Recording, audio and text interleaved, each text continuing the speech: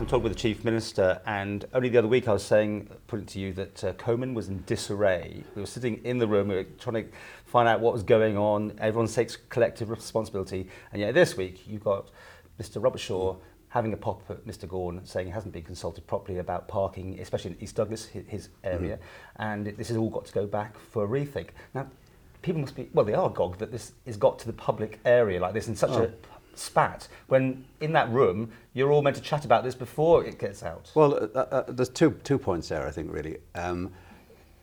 Council of Ministers is not in any shape or form a homogenous group of people with the same ideas. We have some very robust debates, very angry debates sometimes on lots of issues that come up.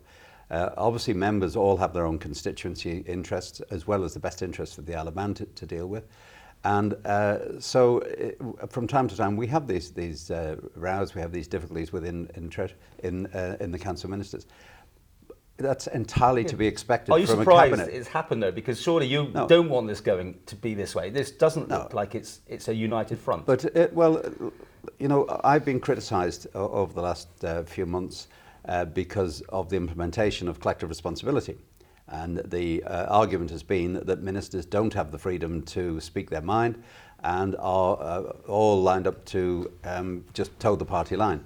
I hope this indicates very clearly that the guidelines which exist for ministers in the Council in terms of collective responsibility, where a minister has a pre-stated position, and particularly in Mr. Robertshaw's case in his manifesto, then ministers are quite free to speak out against a particular measure and vote against it. Have you banged your heads together? Have you had words with them? We've had a conversation. I was in London this week at my meetings when all this came out, but I've spoken to them. We now have a clear understanding of what the situation is, and Mr. Robertshaw, I think, well, both parties recognise the difficulties that the other has. Mr. Robertshaw is moving on, and Mr. Gorn, of course, you must understand, has an extremely difficult job to do. He's been charged by Treasury to find £5 million on top of the reductions they've already experienced in previous years.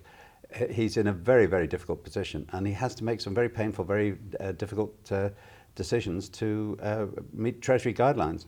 And you're not surprised though, sometimes it's only the small things that he is involved in, like the horse trams running, that carry such attention from the public. Yeah, but you know, this latest spat is just a storm in a teacup. It's nothing to get excited about at all. We're talking about a £25 charge for administration of parking permits in East Douglas. That's 50 pence a week.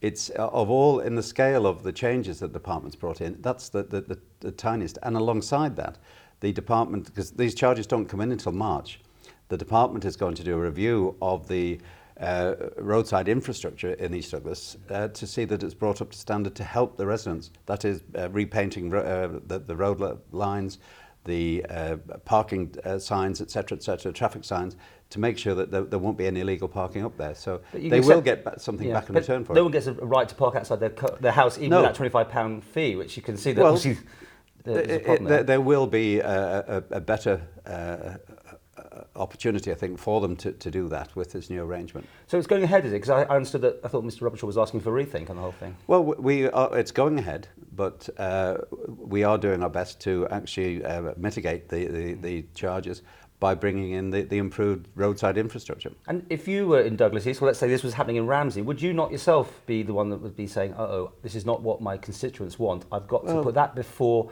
Comyn and a centralised... Yeah, we all ministers obviously have a priority for their constituency. We have to do it, and you know, I've represented Ramsey for 30 years now.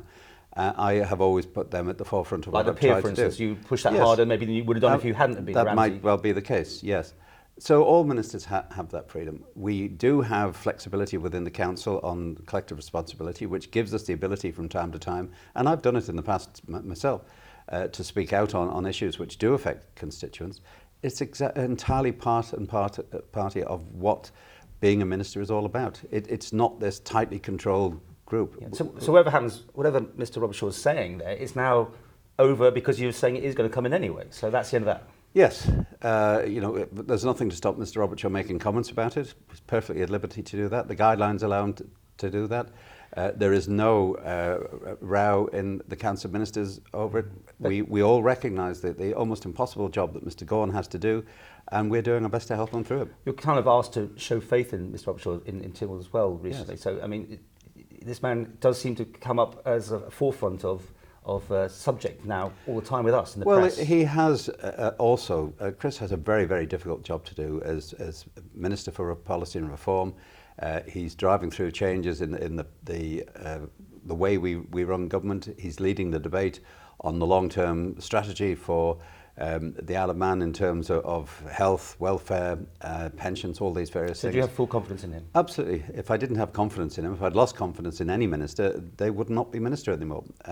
You know, I don't have time, frankly, to play games with any minister if they're not delivering what we hope they would deliver. If they're not committed to work as a team with council, then they have the option of going back to the back benches. It's very simple.